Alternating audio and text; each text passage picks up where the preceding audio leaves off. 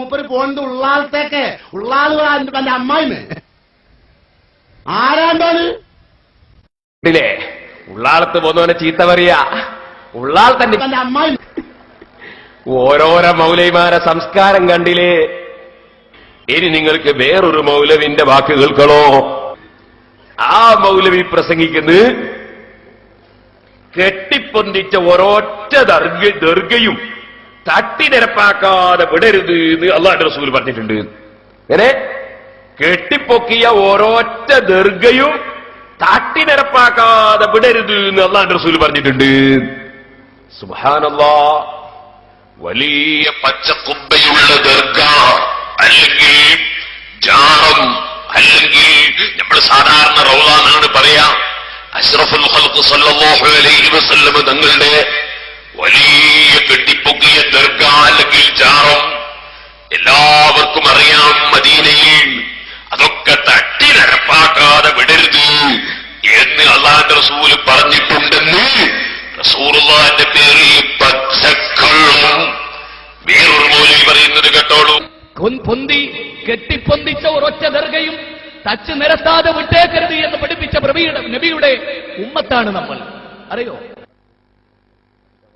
Road ബ്ലോക്കായിട്ട് ഒരുപാട് ആളുകൾ ബുദ്ധിമുട്ട് അറിയിക്കുന്നുണ്ട്. അതുകൊണ്ട് ഒരു ചെറിയൊരു സഹായവും കൂടിയാണ്. നിങ്ങൾ നടന്നു വന്ന് നിങ്ങൾക്ക് സൗകര്യത്തിൽ അവിടെ നിന്ന് കേൾക്കുകയും ചെയ്യാം. നമുക്ക് അവിടെ ബുദ്ധിമുട്ടും ഉണ്ടാവില്ല. എല്ലാവരും ഒന്ന് സഹകരിച്ചു കൊടുക്കണം. കുറച്ചാളുകൾ ഇങ്ങോട്ട് നീങ്ങിയാൽ അങ്ങോട്ട് നീങ്ങിയാൽ സൗകര്യമാണ്.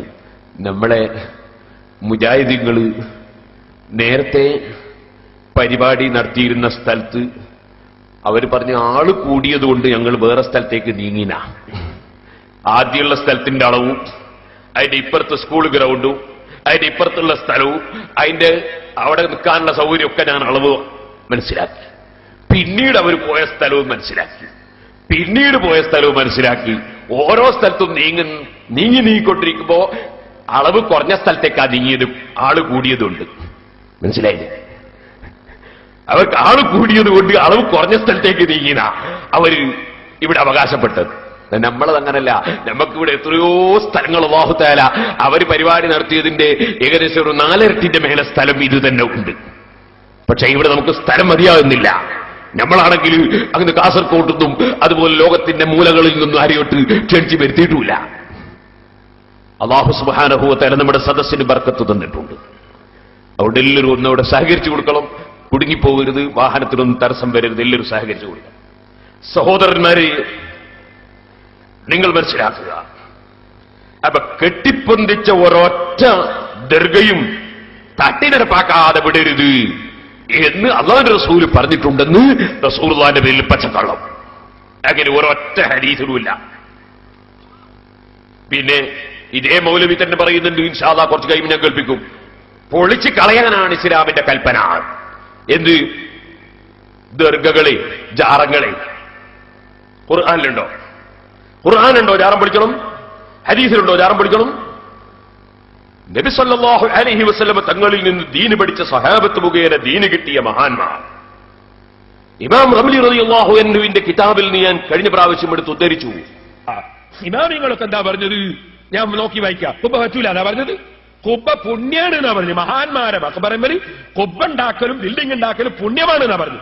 കേട്ടോ? ഷാഫി മദ്ഹബിലെ ഏറ്റവും മുഅ്തമദായ കിതാബ് തുഹ്ഫ, നിഹായ. രണ്ടും നോക്കിക്കോ. ഞാൻ നിഹായ നോക്കി വായിക്കാം. കേട്ടോ എന്താ എഴുതിയത്?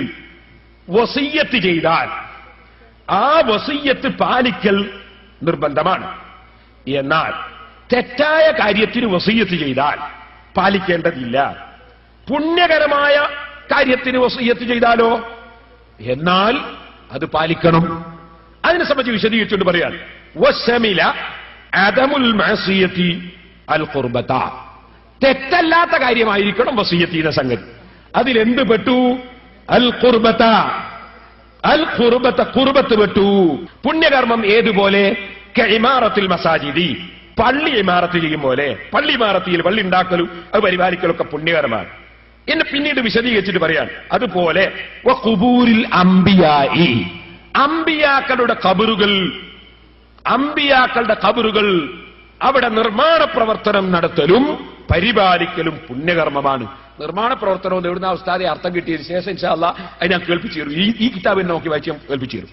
വൽ ഉലമായി ആലിമീങ്ങളെ ഖബറും വസ്സാലിഹീന സജ്ജനങ്ങളുടെ ഖബറും അത് ഇമാറത്ത് ചെയ്യൽ പരിപാലിക്കൽ പുണ്യകർമ്മമാണ്.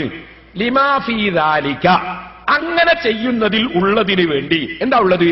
മിൻ ഇഹ്യാഇ സിയാറത്തി വതബറുകി ബിഹാ ആ മഹാന്മാരുടെ ഖബർ സജീവമാക്കലും മഹാന്മാരുടെ ഖബർ കൊണ്ട് ബറക്കത്തെടുക്കലും ഇങ്ങനെ മഹാന്മാരുടെ ഖബർ പരിപാലിക്കുന്നത് കൊണ്ട് ഉണ്ടാകും. അതിനാൽ പരിപാലിക്കൽ പുണ്യകർമ്മമാണ്. എന്താണ് ഈ ഇമാറത്ത് പരിപാലനം എന്ന് പറഞ്ഞാൽ വലഅല്ലൽ മുറാദ ബിഹി പരിപാലനം എന്ന് പറഞ്ഞതിന്റെ ഉദ്ദേശം كما قاله صاحب الذخائر وأشعر به كلام الإحياء في أوائل كتاب الحج وكلامه في الوسيط في زكاة النقد يشير إليه മഹാനായ ഇമാം ഗസാലി റളിയല്ലാഹു അൻഹു ദഖായിറിന്റെ മുസന്നിഫും ഇഹിയയിലും വസീത്തിലും ഒക്കെ പറഞ്ഞ വാചകങ്ങൾ ചൂണ്ടുന്നതും അറിയിക്കുന്നതും പോലെ എന്താണ് മഹാന്മാരുടെ ഖബർ ഇമാറത്തിയെ പരിപാലിക്കുക എന്ന് പറഞ്ഞാൽ അൻതുബിന അലാ ഖുബൂരിഹിമുൽ ഖിബാബ് അവരുടെ മഖ്ബറകളുടെ മേൽ ഖുബ്ബകൾ പണിയലാണ്. വൽ ഖനാതിർ കെട്ടിടങ്ങൾ പണിയലാണ്. എന്ത് കെട്ടിടം? സിയാറത്ത് ചെയ്യാനുള്ള ആളുകൾക്ക് സൗകര്യത്തിൽ. അങ്ങനെ മഹാന്മാരുടെ മഖ്ബറകളിൽ ഖുബ്ബ പണിയലും കെട്ടിടം പണിയലും അത് പുണ്യകർമ്മമാണ്. പുണ്യകർമ്മമാണ്. ശാഫിഈ മദ്ഹബിലെ ഇമാം നവവി റളിയല്ലാഹു അൻഹുവിന്റെ മിൻഹാജിന്റെ ശറഹ് ബഹുമാനപ്പെട്ട ഇമാം ജമാലുദ്ദീൻ റംലി റളിയല്ലാഹു അൻഹു വ്യക്തമായി രേഖപ്പെടുത്തുകയാണ്.